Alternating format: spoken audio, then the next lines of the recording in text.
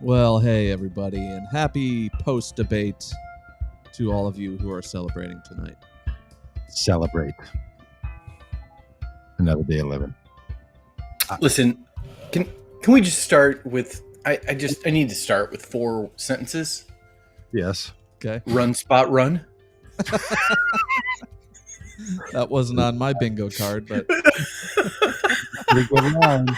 It's a pretty good line. He could have delivered it better. 4 sentences. Run, spot, run.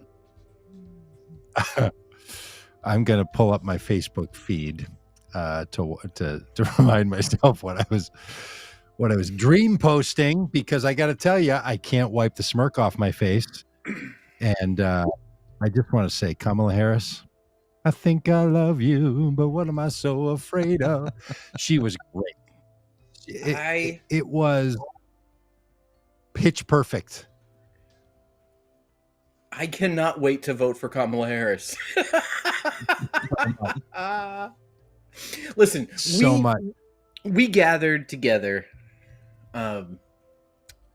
several weeks ago in a debate, in a gathering like this, right after a presidential debate hosted by CNN, in which President Joe Biden debated Donald Trump, former President Donald Trump. We were horrified. We were shocked. We were embarrassed. despondent. Despondent, not because of the absolute buffoonery of Donald Trump, but because of the clear evidence that Joe Biden on that night was not up to the task necessary to just get out of the way with a little bit of wit and humor, a little bit of smirking, to let Donald Trump's buffoonery be, just clear for all to see. Tonight, we gather, having watched for 90 plus minutes a completely unhinged man ramble on and on about things that are not true, things that only get reported on the most extreme and bizarre networks and stations like Newsmax and Breitbart and like that kind of thing. Like, it was conspiracy. It was angry conspiracy theories compared to a smart, calm, level-headed, empathetic person. Crusher. Absolute crusher. Yeah. She destroyed him. She absolutely destroyed him. And as we say, Donald Trump's like a self-cleaning oven. He does all the work for you. Never more true than was tonight during this debate. Never have been more proud of that phrase, that the man is like a self-cleaning oven. I mean, look, Kamala Harris was so on point tonight, in my view. I mean, look, I agree with her. I wanted her to win. I think Donald Trump is a hazard, all that stuff. I just think as a sheer performance, in June, Donald Trump outperformed Joe Biden. And tonight, Kamala Harris took control of that debate from the moment she walked to his podium and said, I am Kamala Harris. And amazing. That was you could see her hit, in my view, she hitched a little. Is she going to do it? I've been worried that old Tim Walz from Minnesota is going to be compared to Sarah Palin. But take one Sarah Palin comparison for the moment. Like when she walked up to Joe Biden and said, can I call you Joe? Was so endearing, whether you agreed with her or not. Yep. When Kamala Harris walked up and said, not can I call you Don, but I am Kamala Harris and I am here.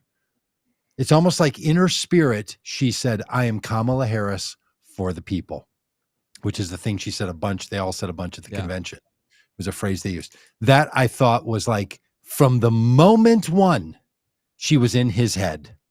She was like, I'm in your space. I am initiating. I am in charge. And you will respond to every statement I'm about to make, which for the next 90 minutes, Donald Trump responded to every statement and put out nothing on his own. Yeah. Every single thing was a response, and then people want to eat your pets. Because from that moment, she presented her hand. She did the classy thing of, offering her hand to introduce herself, and he had to make a decision right then. Do I shake her hand, or do I do the classless, walk away, turn my back? Yes. And from that moment, he was on his back foot, always responding to her. Yeah. And I loved that she walked right into his space, like behind his podium. She didn't wait for him to meet her halfway. No. She took it to him, and she took it to him all night long.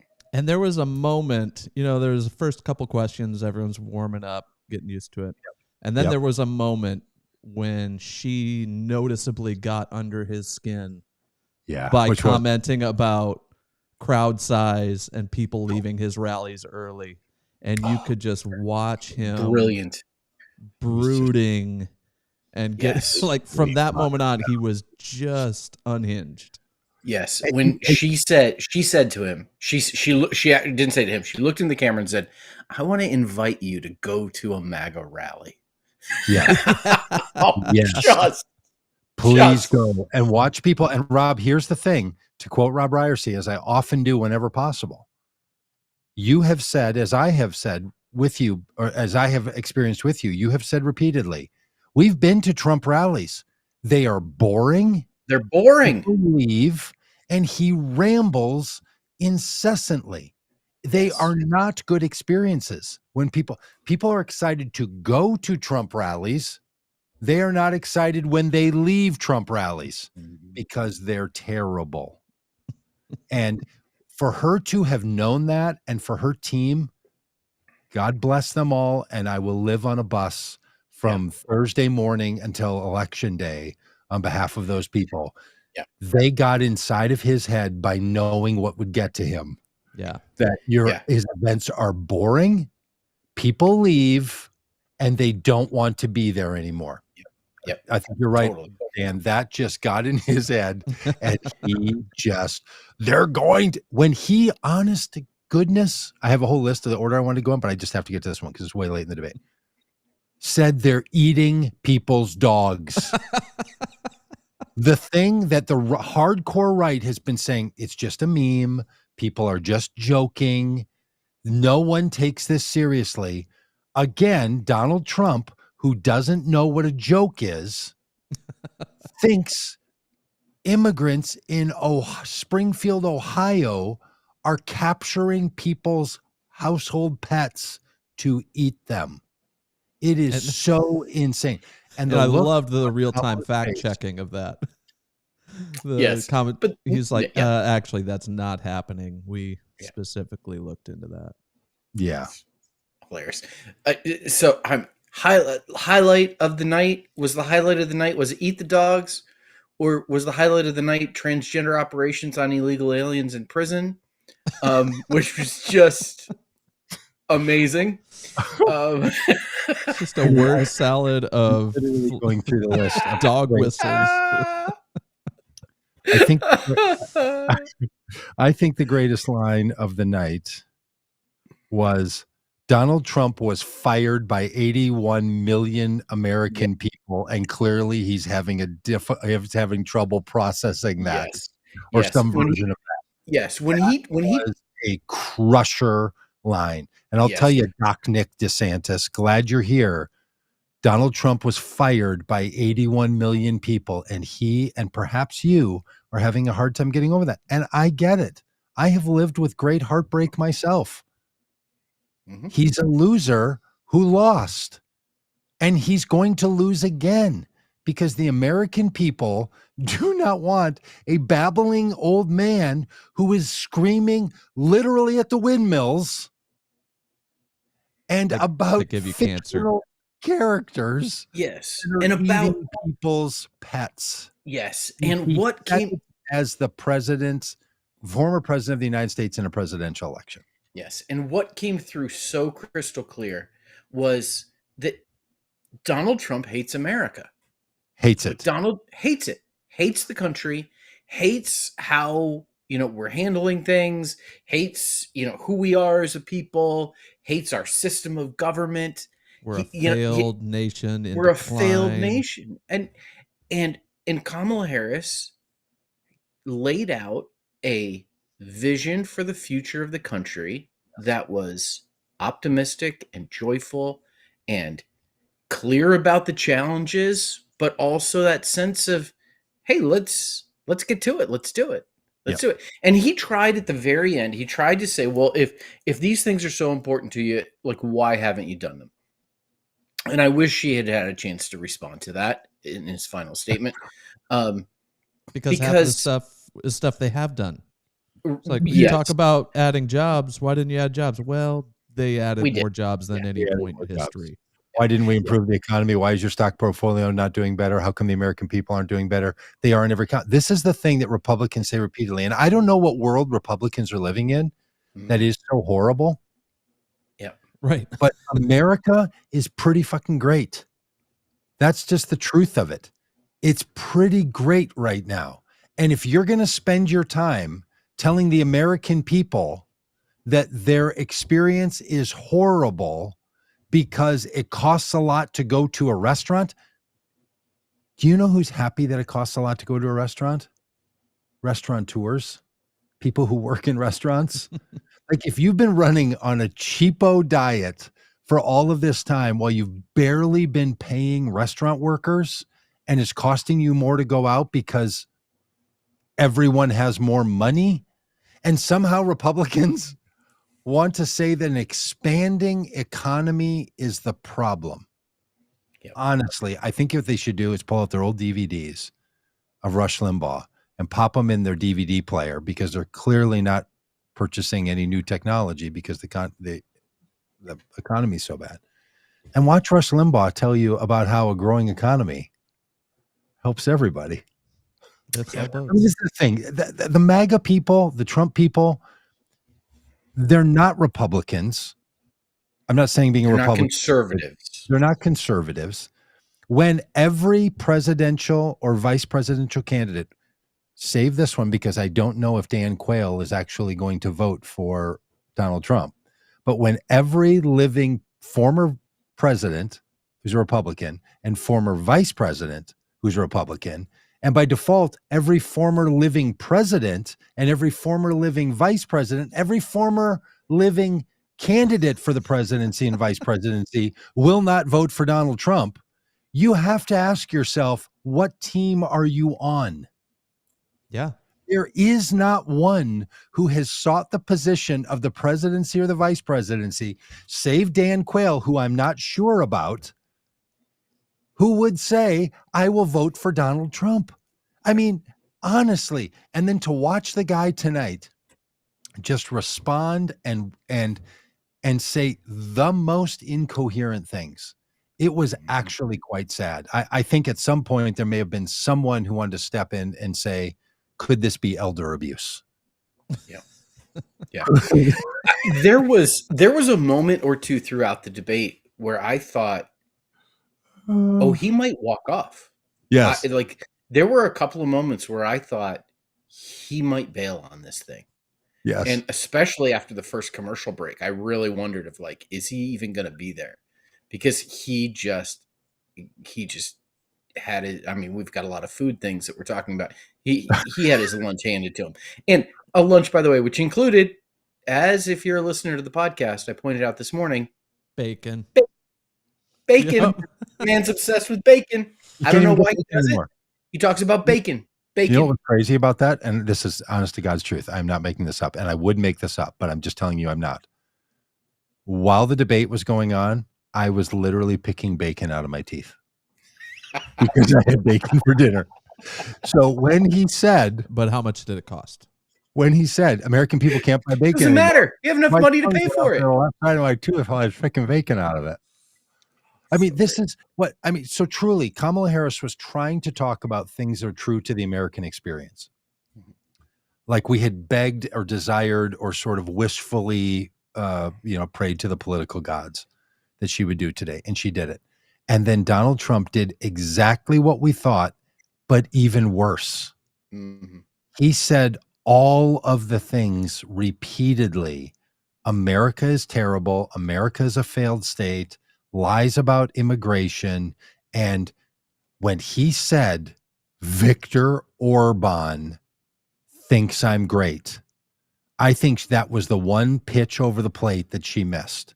Yes. Viktor Orban, for those who don't know, and you don't need to know, my wife didn't know. She said, who is Viktor Orban, which is very good news for most Americans, that Donald Trump, again, talks about a leader of a country they've never heard of, Hungary, and they've never heard of Viktor Orban, is a self-confessed, democratically elected dictator.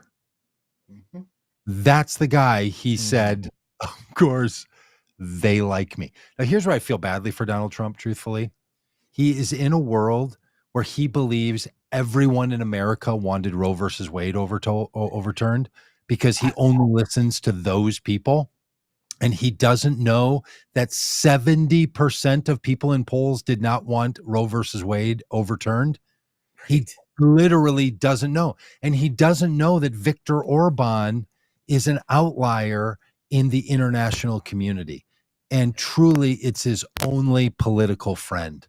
It's just so sad. If he doesn't drop out of the race tomorrow, I think Republicans should pull off a snap convention and try to pull him off the ballot. He's that bad. Wouldn't that be something? Yeah, he was terrible. And you know what? I thought Kamala only made a couple of mistakes. Most of them were sins of omission, not sins of commission. For instance, keep track of his sins, Dan. Hang on a minute. Yeah, Robb's that's right. Sins by category. I thought she let a couple of things slide that she shouldn't have. One was the Viktor Orban statement. She should have said he's called a strongman because he's a dictator. Yes. And it just shows your obsession with dictators. Yes.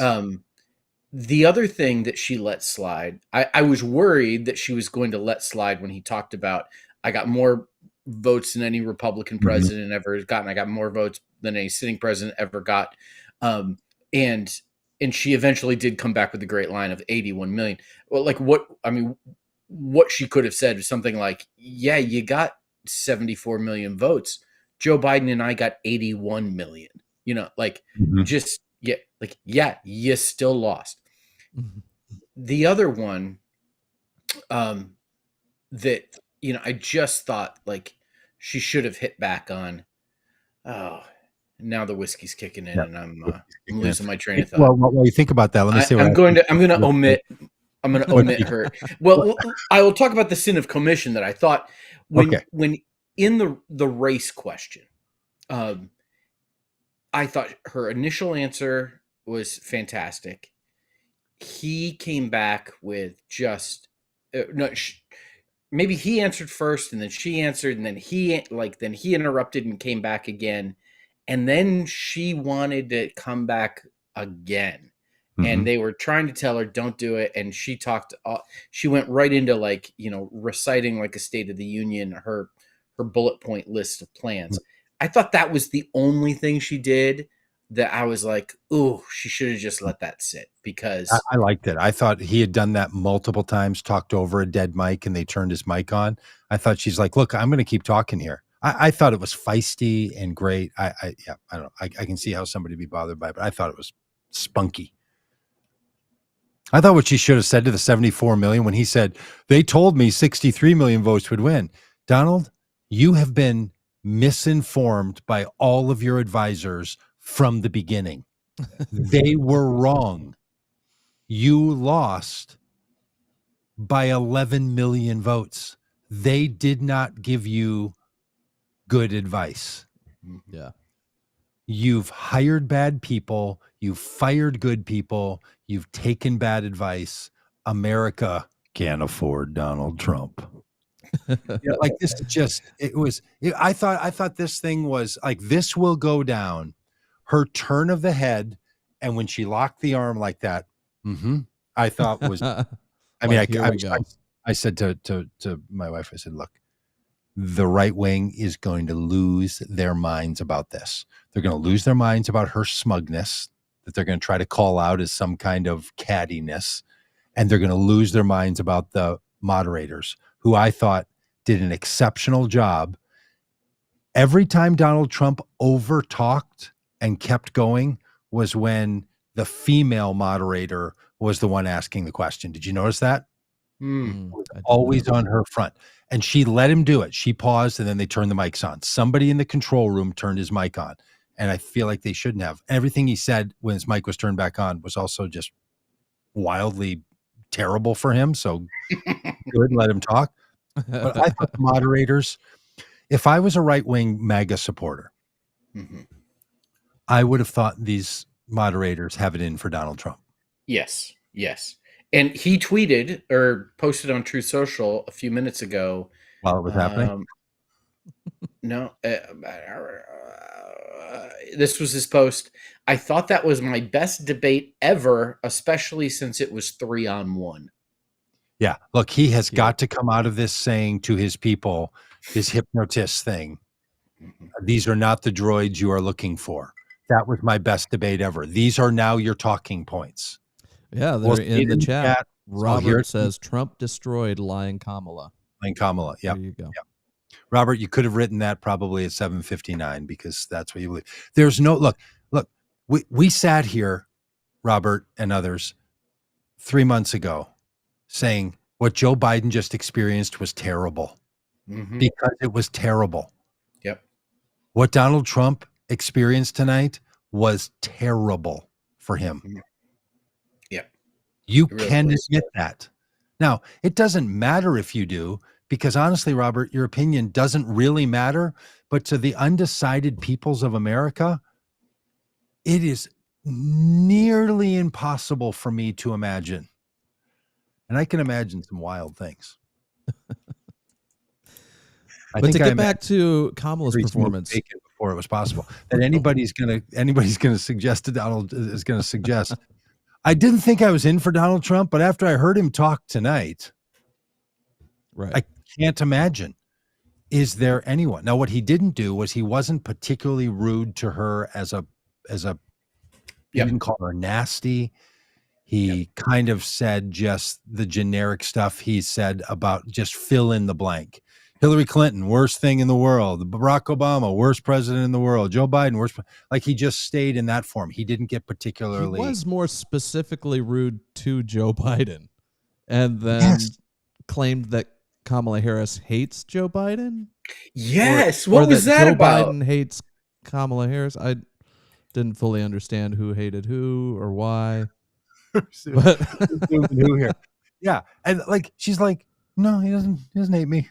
Yeah, and I loved it. She didn't get into the tit for tat. She just let the screen do the work, knowing she's here. I go, and I just thought she just handled it as well as we could. Even the thing we begged this morning that she would look at the camera and say to the American people, "I'm thinking about you. He's thinking about himself." There was nearly a quote. Yeah, it was. Yep, and he talked primarily to David Muir most of the night. You know, he spoke. He looked at David Muir. He talked to David Muir, like that. Like he did not look into the camera and speak to the American public. He looked up a couple of times. He looked up a few times, looking at the clock to see how much time she had left, but he did not look at the people and speak to the people, and she did so many times. It's fantastic. Yeah, so great. And I loved when she pointed out and quoted many of the people that formerly worked for Donald Trump in his cabinet. And pointed out that they have zero faith in Trump's ability to lead the country. And then goes on, Dick Cheney, Liz Cheney, all these Republicans. I thought she missed an opportunity when he was like, well, I fired a lot of them. Yeah. And so it's like, okay, well, are you just bad at picking people to run your cabinet? Or are you just incompetent? Like big news. I have breaking news, guys. I have breaking news. Okay. He's dropping out. That was fast. Wow. What do you got? A few minutes ago.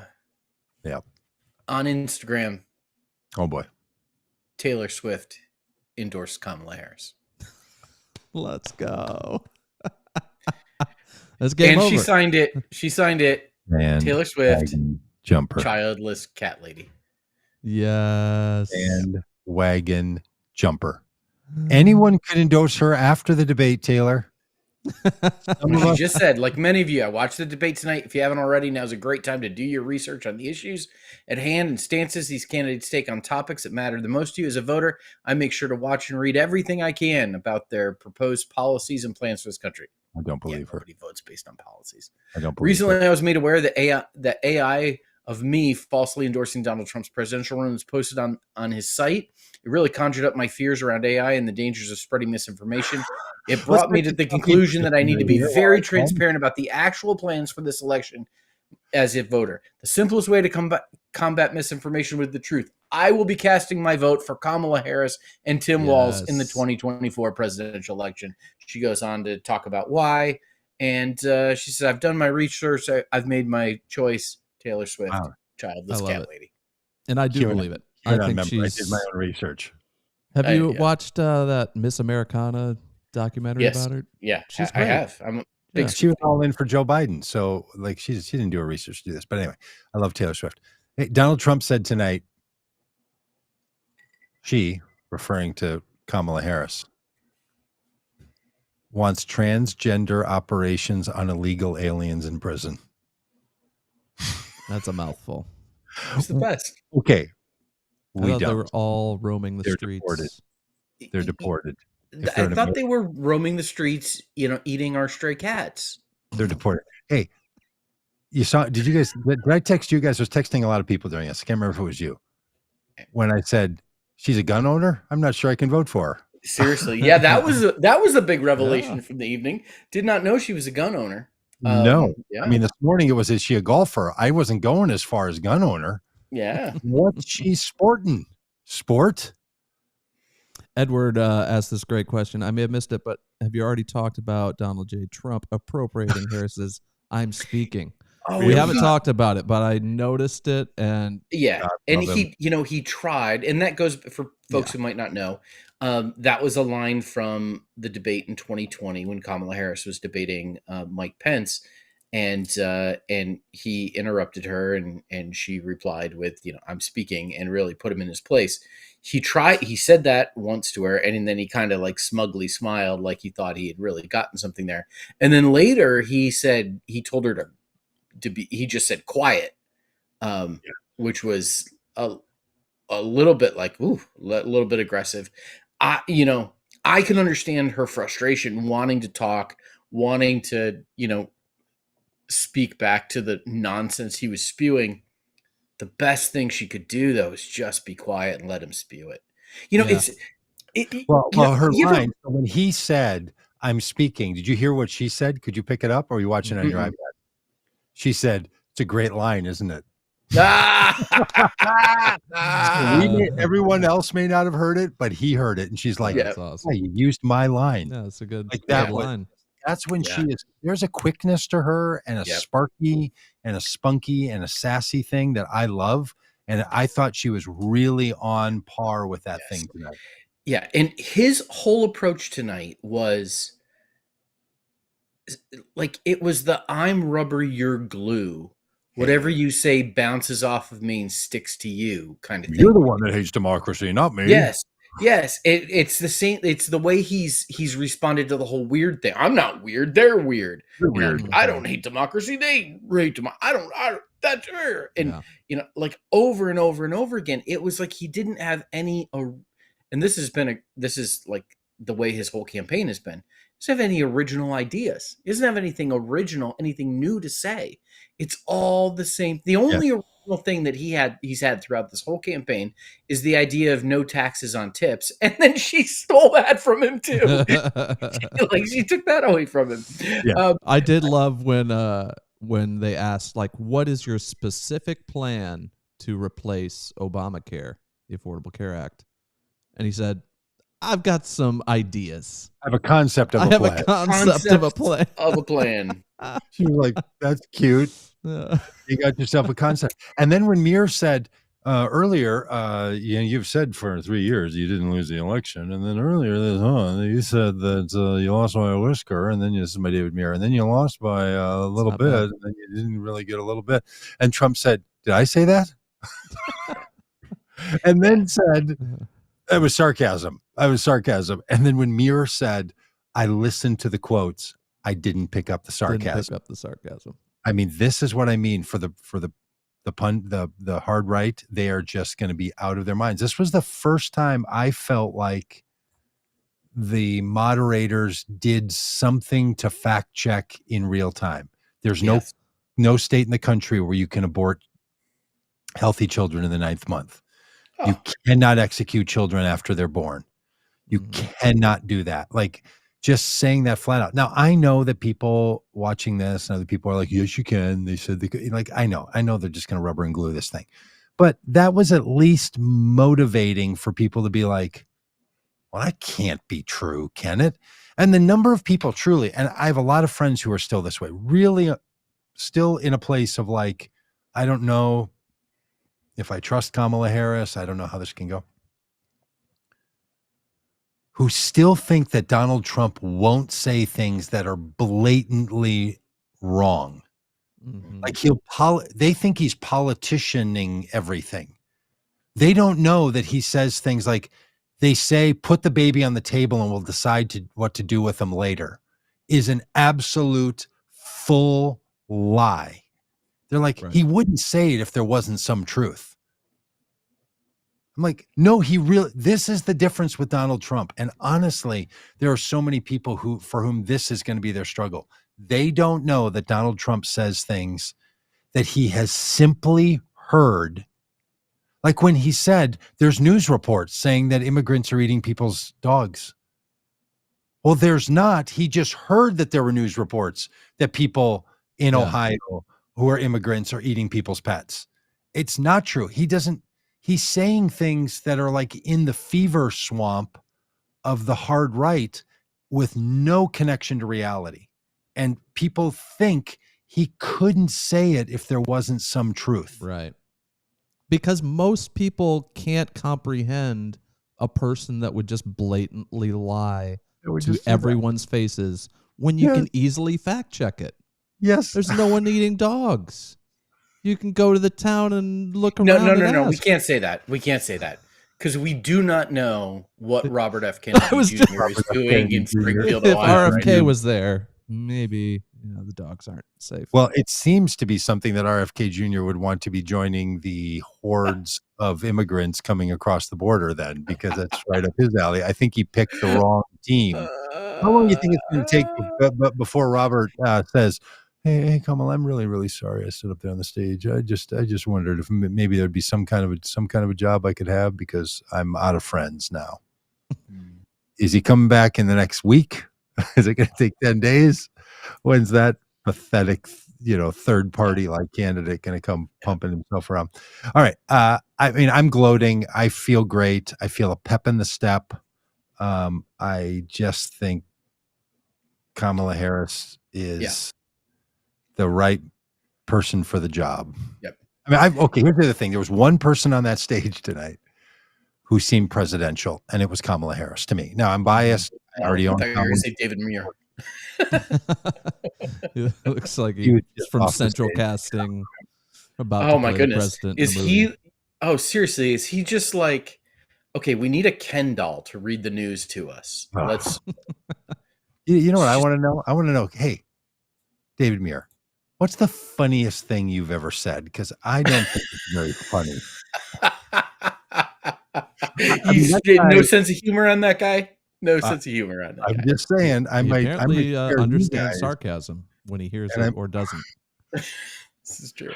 Well, that could have been a great Donald Trump retort, which was, David, having listened to you moderate this debate, I'm not sure you'd understand sarcasm if you heard it. A bit of a dry bone there, fella. Okay, we talked about winners and losers last time, the Oh. debate in June, and you know, do you have any winners and losers? I'll tell you, I'll tell you who I think is the big loser tonight. Besides Donald Trump, I think real big loser tonight is Tulsi Gabbard. Yeah. Great line. Tulsi was supposed to play the role of Kamala Harris in debate prep and get Donald Trump prepared to debate Kamala Harris. Tulsi was on the debate stage with Kamala Harris in 2020. Took some shots at her, and that some people thought landed. Clearly, Tulsi did not get the former president ready for this. Not at all. Tulsi Gabbard, big loser. Big loser tonight. Yeah. Well, just consistently where she's been since she was a Bernie Sanders supporter back in 2018, 2016. Yeah, she's stayed the course as a non-Democrat the entire time, so she might as well find herself over in that camp. Glad to see her. Hey, look, I'm glad she's got a paying gig. Yeah. Look, we've all struggled. We've all struggled to keep a paying gig alive. Good for you, Tulsi. Hey, if you can take a little money from the Trump supporters and line your own pockets with it, why not you along with all the rest of the Trump kids? Mm-hmm. Be lining your pockets. No problem there from this blue hat wearing. Yeah. Yeah, I thought the biggest loser tonight was Donald J. Trump. Yeah. Convicted criminal and charged person in 3 other jurisdictions. I just think this was humiliating for him. This is the first time in years that people have watched him be interrogated. Mm-hmm. And she didn't do the prosecutorial thing where she was going at him. She was talking about him in front of him in ways that made him look small and old. Yeah. Doug, you had made the prediction that she was going to use the word old repeatedly. You even said that she might include the word tired along with it. I counted 4 times that she said that. You did. Yeah. Mm-hmm. Yeah. And she said the same old playbook. She used old a couple of times. It's time to turn the page. She just did it all. I mean, I'm glad the team is listening to the podcast. That means a lot to us. I mean, she was well prepared because she's a good, solid, competent person who can be prepared. Mm-hmm. Yep. What was he talking about when? Oh no, it was. It was about the January 6th thing and the Charlottesville thing. And she was saying, the reports where he had said, there's good people on both sides, and he wanted to rebut that. And he cited Sean Hannity and Laura Ingraham. Which again, the poor man thinks everybody listens to and Laura Ingraham, and he thinks they're not news commentators. He thinks they are actually people well respected in America. By their own definitions, they're not. When they were in court being sued by Dominion voting systems, they said, "We are commentators. You can't take us seriously." Literally, like, yep. People know better than to trust us. They know what we do. We're color commentators about politics. We're not speaking authoritatively about anything. Yeah. Basically saying we're no different than like Stephen Colbert, Jimmy Fallon, and Jimmy Kimmel. We're,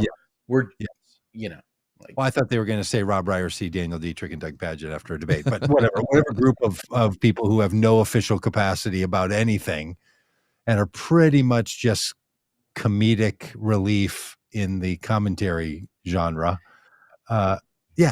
So the idea that Donald Trump again is speaking to this teeny audience of people who think Fox News is authoritative is just simply stunning. And then he couldn't remember the name of the one guy, Jeremy, whoever was trying to mention. He couldn't remember the guy's name. It was just sad. It was a hunched thing. The whole dealio. His faces were just priceless. But it just shows you he's not trying to reach the independent voters. That's it. He's not trying to reach a new audience. That's it. He's just doubling down on the rabid base that will believe anything he says. Yep. And that's not going to win him the election. No, but the structure still might. I mean, here's the crazy thing. He could still win this election. Yep. There is, I mean, look, if 3% of voters in the swing states that matter most, Michigan, Pennsylvania, Wisconsin, Georgia, Arizona, maybe you throw in Nevada, North Carolina, if 3% of the people in those states move toward Kamala Harris, that would be enormous and would still keep the polls inside the margin of error. We still don't know if Donald Trump is up 4 points or down 4 points. A 3% swing, which would be massive, still puts this inside the margin of error. So I'm with you, Dan. There's no reason America should. But honestly, in 2020, when we were traveling the country, I said, maybe to you guys repeatedly, I cannot imagine that more people are going to vote for Donald Trump this year than voted for him in 2016. How could they? Right. And then 11 million more people, 11 million said yes, said give us a refill on that guy. Mm-hmm. So now, are there going to be 156 million people voting in this election? Probably not. Is Kamala Harris going to get 78 million votes and Donald Trump is going to get 68 million votes? Probably something like that. Maybe Trump's going to get 70 and she's going to get 79, something like this. I'm guessing that's where this thing is going to fall. It's going to be razor tight. So you think voter turnout will be less than 2020? I think so. I think the pandemic allowed more people to vote more conveniently, and there was a lot of lockdown experience and a lot more people were engaged, and it was easier to vote. And I think that across the board will take out, 1%. But 1%. Dan, this one's all you. You don't know what's in here. Hey, Siri, what's 1% of 150 million? 1.5 million. If 10%, yeah, if it's down, that makes more sense. If it's down 10%, just ignore the rest of that stuff. If it's down 10%, which might be a lot. So maybe it's going to be down 8 million votes, not 15 million votes. I think the numbers are going to be down. I think to the degree that we all think this is the most important election of our lifetime, there's a lot of people who don't. There's a lot of people who don't care. And I think it's going to take just a Herculean effort to get the numbers up to record numbers, to record turnout. But I'll say there's just anecdotally, there's more people texting me that have been previously uninterested in politics. Oh, really? That were watching this debate, that are tuned in, that are engaged. Well, I mean that settles it. Just cancel the election now. Dan's Dan's friends. My three friends have decided. Hey, Donna Lutz Johnson, we're coming to Omaha's 2nd District in Nebraska. Yes, we're coming there. Donna, look at the Vote Common Good schedule. You'll see it. I think we're going to be there like the 12th of October, something like that. We're rolling into town with the Faith, Hope, and Love Supporting Democracy for All tour. Come on out and see us and bring 50 of your closest friends. It's going to be a blast. And if you have a parking lot for us, let us know. Yeah. Do you have a very large driveway we could park the bus? Yes, we are coming there. Hey, and those people who are still listening and care, thanks for this. We are going to be on the road. We're going to be in eastern Wisconsin on Thursday, middle Wisconsin on Friday, northern Wisconsin on Saturday, Western Wisconsin on Sunday, and then next week we're over in Michigan, and then we're back into eastern part Green of Bay, right? Wisconsin, the Green Bay area, and then we're down to Kansas City, and then we're over to Georgia, and then we're out to California with a little stop off in Texas. Like, we're traveling around, so keep up with us and the stuff that we're doing. We're not just people that sit in our basements and fancy rooms and upstairs bedrooms. We also get out. That's Not right. that we want to. Just like being at home too. All right, but listen, I cannot wait to get out on the road and urge people to vote for Kamala Harris for president of the United States. Man. Yeah. Cannot wait. I'll tell you what, whatever, 6 weeks ago when we were trying to be excited about Joe Biden, sitting in the bus, it was a different vibe. Self-talking. Trying to convince ourselves that everything was okay. Yeah. Yeah. This is what the Trump advisors are feeling right now. Yes. Yeah. Feeling a little empathy for him. Totally. And you could, I think you could see the panic on Trump's face through the second half of that debate. You could tell that he knew he was losing it and was powerless to stop it. Yes. I completely agree. I think he was freaked out about what was going on. Didn't go well. All right. At the risk of a copyright strike. This feeling I didn't know how to deal with, and so I just you guys even know this song? Yeah. I love you. So what am I so afraid of? Is that never talk about it. Kamala Harris, thank you for all you did tonight. That's all you're going to do. I think I love you. I think I love you. So what am I? I got to know that one tonight. All right. I just can't be more happy for her. I just feel good for her. I just think America is going to feel better tomorrow than it did this morning. There was a lot of angst. I got a lot of text messages from good friends who are like, "Hey, you're my one friend who like cares about politics." Like, you guys are probably that way too. Like, you're the one other person that cares about this in the rest of their life. And I have that honor for a lot of people. And they're like, "How you feeling?" "I'm so nervous. I don't know how this is going to go." And I was like, "Yeah, I'm totally there too." And wow. Yeah. So good. Yeah. Well, I don't think we'll see you on Tuesday, but we'll catch you on the road next week and this weekend. So take care, everybody.